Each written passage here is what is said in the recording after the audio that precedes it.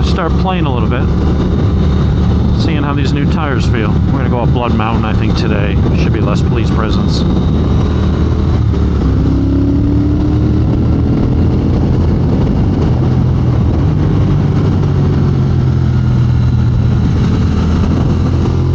That's the first turns I'm actually chucking it into, so I'm not gonna go balls out yet. Tires don't need much in the way of braking these days, but don't be a complete muppet. Man, I am doing 85 and a 45, so I guess that's quick enough. Slow it down a little. Yeah, I was hoping to hit some of these twisties, but I'm to pass a garbage truck. So far, they feel good. I like them.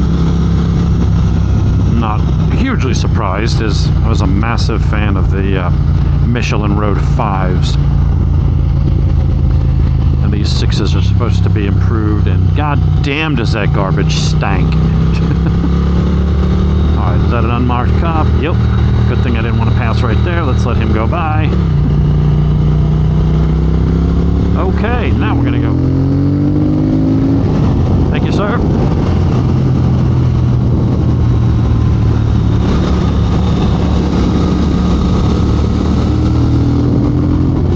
Yeah, they feel good. They're definitely taller. The back is taller than the old one. Whether from the old one just being worn or just a different profile, it's definitely peakier. It turns in faster, and the back end is definitely up.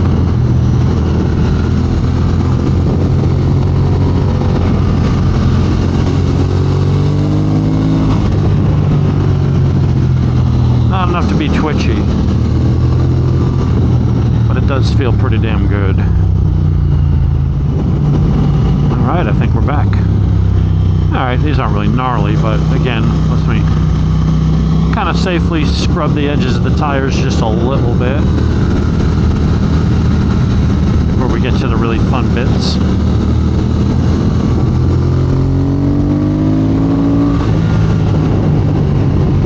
I do so enjoy this bike. It is so choice. Someone will get the reference. If you have the means, I highly recommend you pick one up. It is so choice. Name the reference.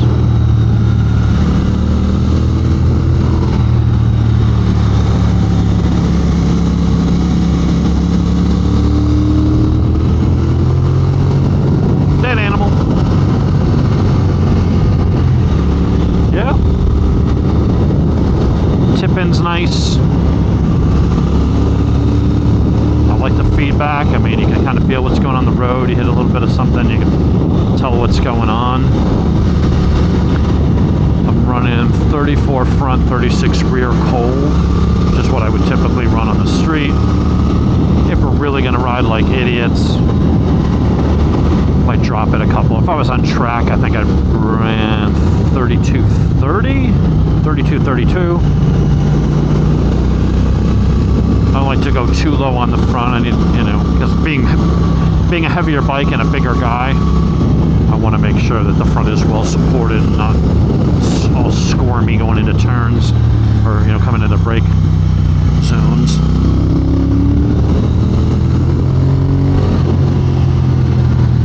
And you lower the back a little bit on track.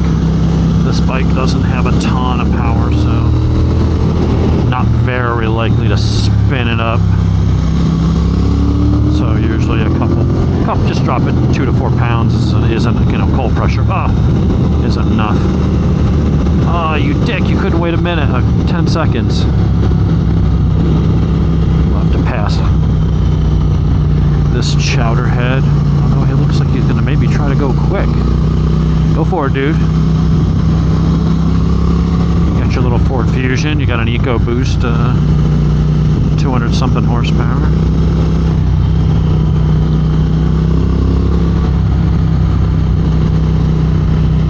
Pass them as soon as we get a chance. This is a nice lazy stretch of twisty bits where you don't usually haul ass, but you know, you can go kind of quick and just have fun, set a nice little pace. Another unmarked. Oh no, that wasn't what was marked. Probably a good thing I'm behind this guy. It's 2 cops on a Friday. I hope Blood Mountain's not crawling with them. Not that I have anything against cops. I don't. I'm actually very pro-cop. I have a thing against getting tickets. Alright, well at least this guy's not going like under the speed limit like a lot of the idiots up here do. He's not going fast, but I'm not going 10 under, getting all irritated. Good. Alright. Harley broken down. It's a normal sight. You see a lot of them. A Harley in its natural habitat over a puddle of oil.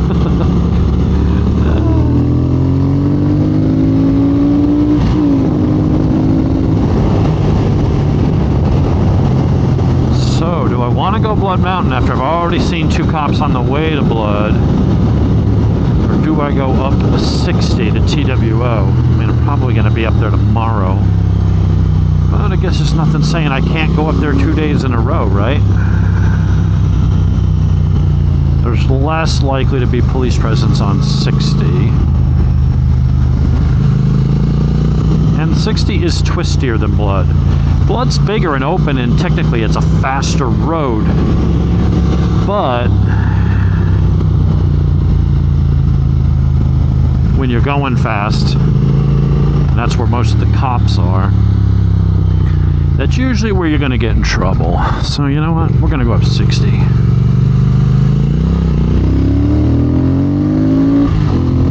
Pass this guy. Hopefully it'll be smooth sailing. And this is probably a better road to really kind of scrub these things in. And again, I know Wesley, I know I'm not really braking in the tires. I mean, just scuffing them up. Having fun with them. At this point, I've got 40 miles on them. They're broken in. Got a discussion with people about breaking in tires, and it's like, you really just don't have to. They haven't used release agents in tires in 15, 18, 20 years, most brands. I don't know about what Shinko's doing, but any quality sport bike tire. Damn it! I picked this way and now there's an actual cop up ahead. Son of a bitch! That's a GSP cruiser up ahead. I may turn around and go back to Blood Mountain. Where's that a Mustang? I can't tell. We're gonna catch up to him. If it's a cop, I'm just gonna wave and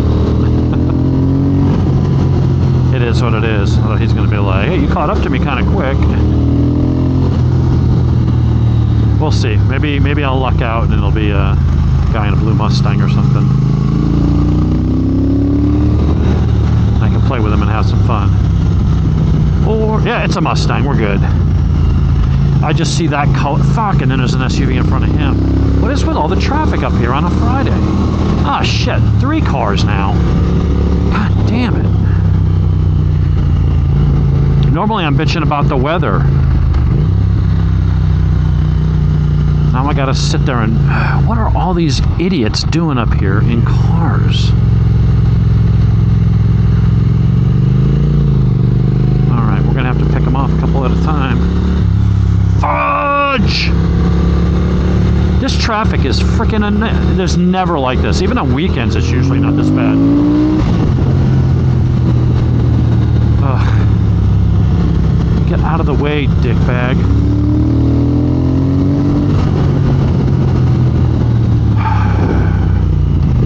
Gotta be some little old lady driving... what are we doing? 29 and a 35.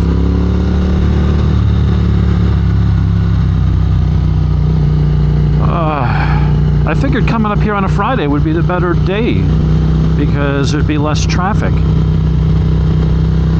Instead, there is more, and I wish to know why. What county? Forsyth. Alright, it's not city people, but...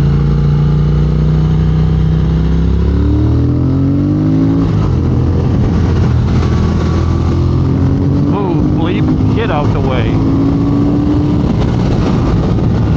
Okay, we're back up to 80 miles an hour. Well, not through the turn, but... what's up, guys? dude. There's a dude playing a dude dressed as the other dude.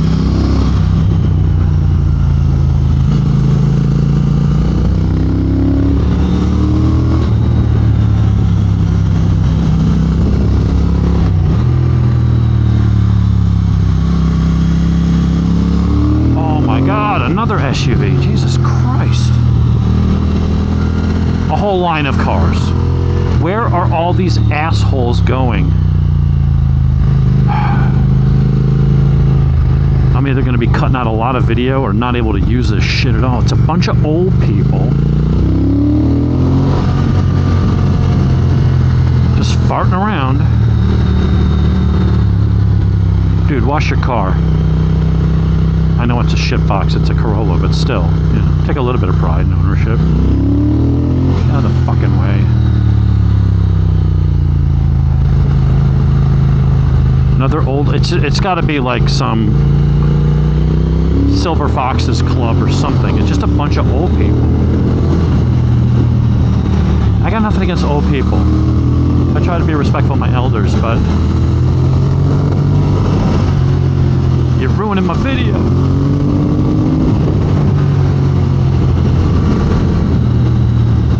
Let's see what's around the next turn. There'll be a cyclist or a woman pushing a baby carriage up the hill or something.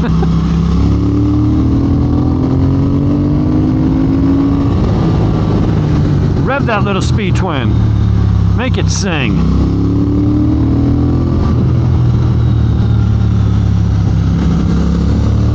Another freaking SUV.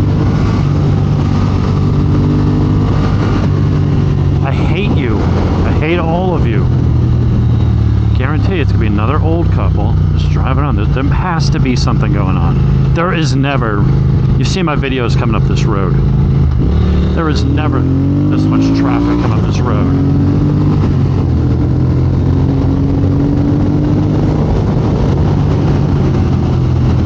How am I supposed to test these tires at 10 under the speed limit? It can't be done. I can't do it. I won't.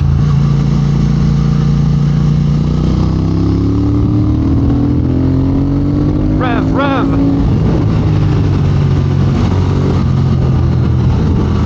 It's a parallel twin, but it'll rev. It's the little engine that could.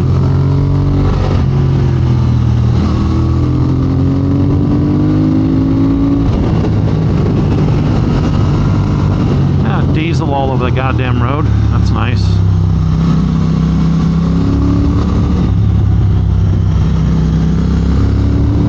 What douche nozzle forgets to put his goddamn gas cap on? Oh, now he's on this side of the road.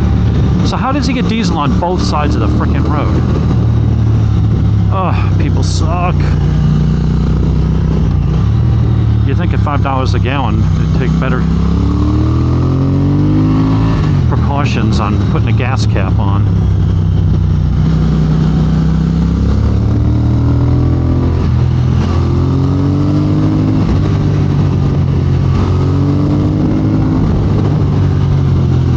Bump,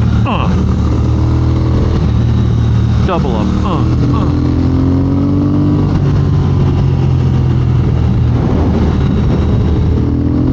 Ooh, little wheelie. Hit that little rise in third gear. Traction control was like, oh no, no, no, no, no, no. We mustn't do that.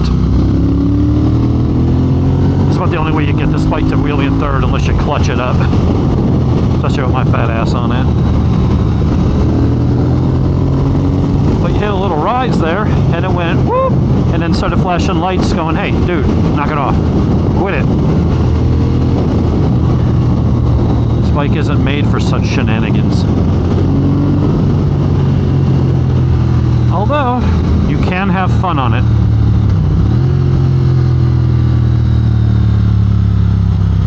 At the end of the day on a twisty road like this, now I got better tires and better suspension on the ZX14. I would be going quicker only because I can rock it out of the turns that much harder. But honestly, there's, you know, up here on roads like this, a bike like this is a hoot because you don't have anywhere to use 200 horsepower. You come up on a street triple or a monster, one of these, any kind of naked mid-range, MT09, any kind of mid-range sport bike that's got a nice, you know, handles well enough, got good enough brakes, nice punchy motor. And on these kind of roads, you can hang with just about anything. 1000s aren't putting that kind of power down. They're going to be riding between 5 and 8,000 RPMs most of the time. And in that range, they won't be making a ton more horsepower than you.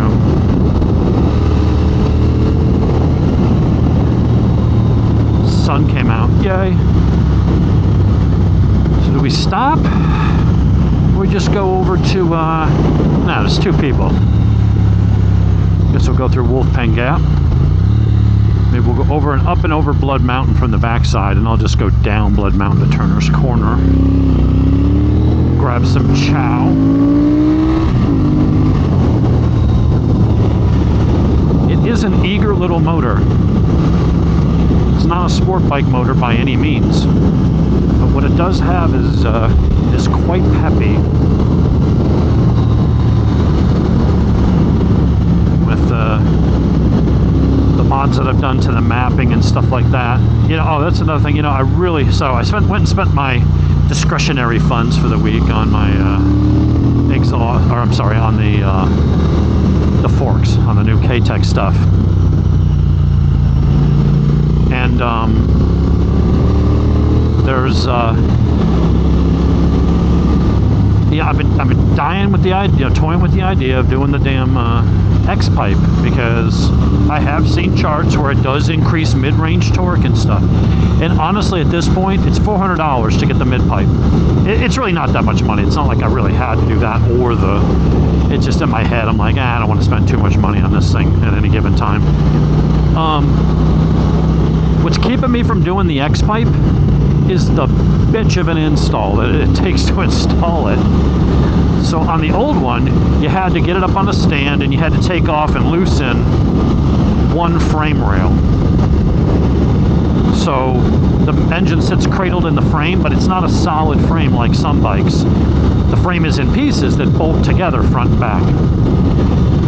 Well, on this, because it's supposedly tamper-proof, you got the header pipes going down to the catalytic converter. That's what the X-pipe is a box underneath the bike.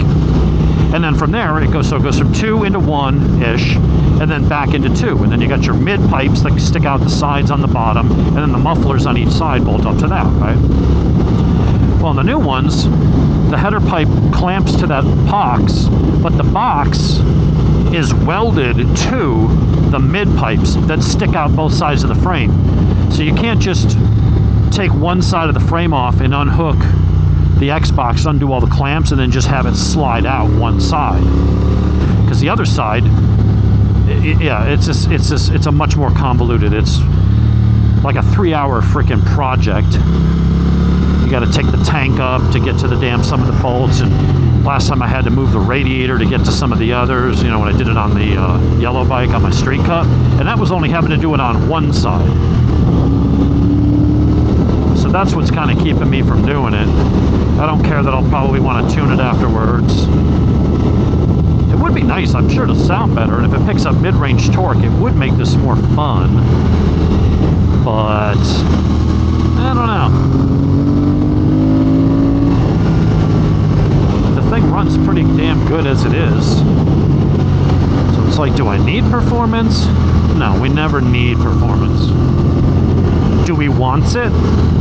Yes, my precious, we want it. So as much as I've talked myself out of it to do the suspension first, it wouldn't be surprising if, like, tomorrow night I'm just like, screw it, and I just order the damn British Customs mid-pipe that comes with the, you know, the X-pipe with the new mid-pipes.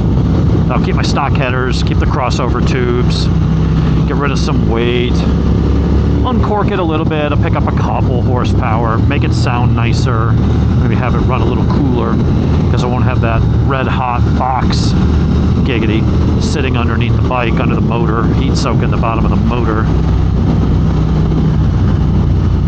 I know, in my head I'm already rationalizing why it makes sense to do it, even though I don't need it. I think I have a problem with that kind of stuff. It's like that with everything. It's like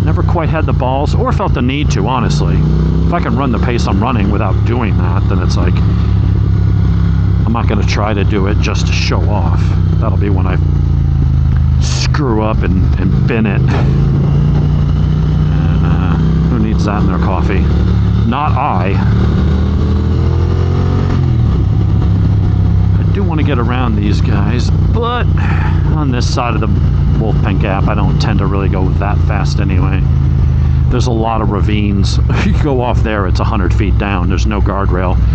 You go right off that edge, and it's just like a 70-degree angle. And it goes down over 100 feet in that spot. You're having a really bad day. If you're lucky, you hit a tree right there and grab on and just let the bike tumble.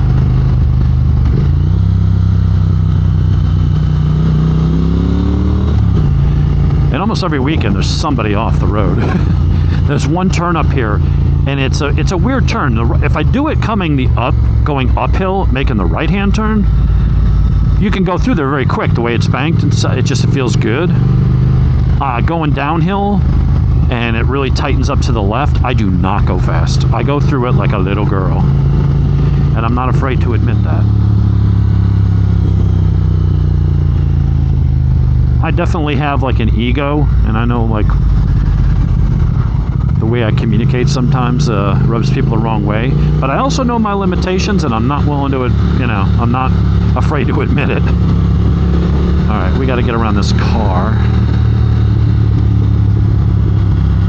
because you can't really test a tire going this speed. I need to pick up a little bit. Da-da-da-da. Come on. All right.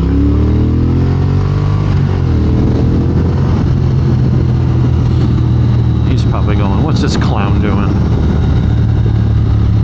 Yeah, he's on, I don't know what he's got. He's from Florida. He got skinny little tires.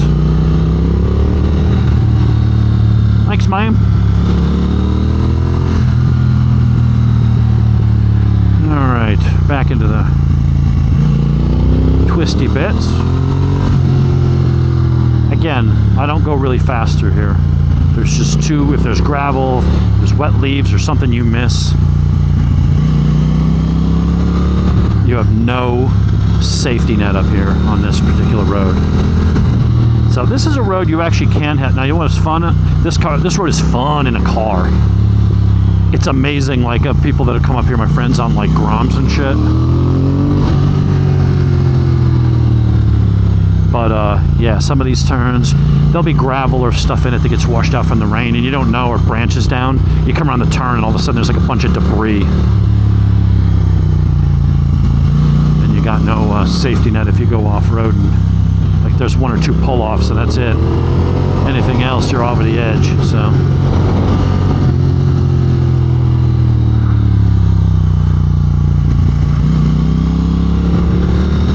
But the tires feel good.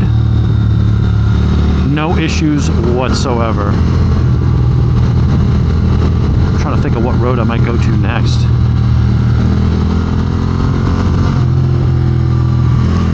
I want to go up and over Blood, down to Turner's Corner. Do I want to hit Richard Russell?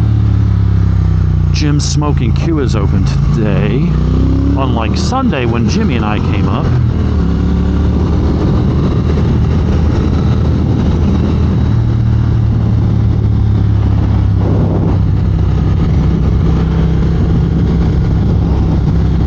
Where I got a ticket from Georgia State Patrol. The only ticket I've gotten on a motorcycle up in the mountains to date was right here. He whipped around right here and took off after us going down this hill.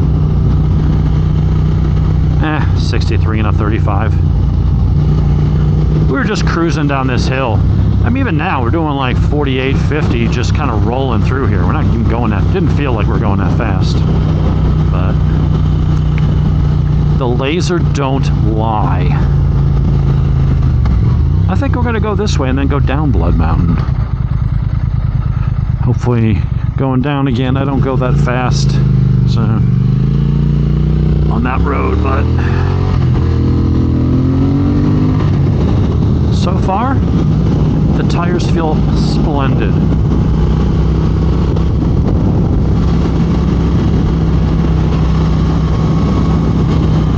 Yeah, not the warmest. I mean, the tires.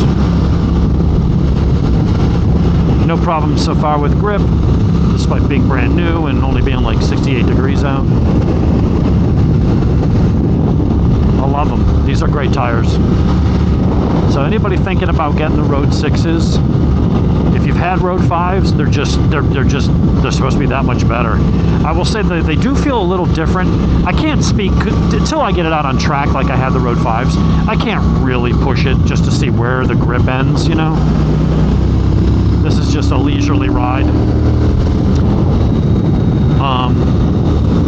But I will say the profile absolutely feels different from the Road 5s. Now, these are different sizes, so I did have 180/55s. This is a 160/60.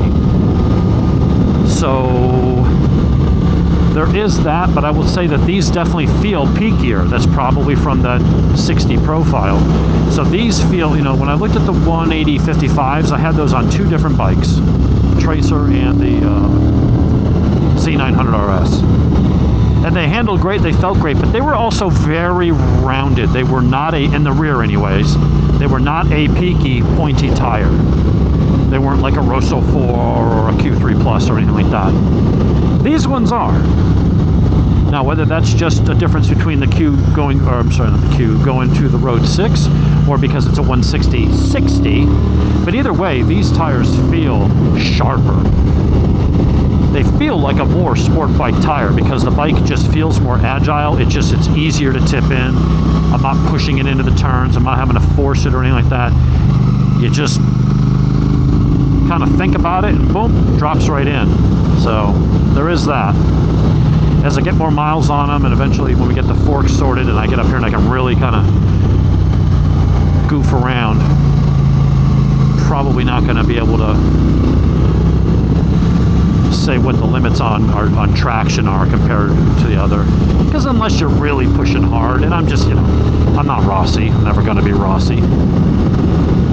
I'm never going to be Rossi's retarded cousin if he has one, you know. So I would say for an average, you know, skilled rider who's not a racer, but, you know, someone who's experienced and done, you know, 15, 16 track days over the years and been riding for 25 years, if you're a person in that performance envelope where people would go, yeah, he's, you know, he's a good rider, he's a quick rider, I think these tires have everything you'll ever need. And if you do get stuck out in the rain, or you want to drive cross country and do some kind of 2-week road trip, you're not going to be buying tires halfway through the trip. You know, when I ride on super courses or Q3 Pluses and stuff, I'm typically getting 1,800-ish, maybe 2,000 miles out of a rear. That's it. So, and when you ride as much as I do, I'm going through I got 2 bikes, and I'm still going through like 3 sets of tires.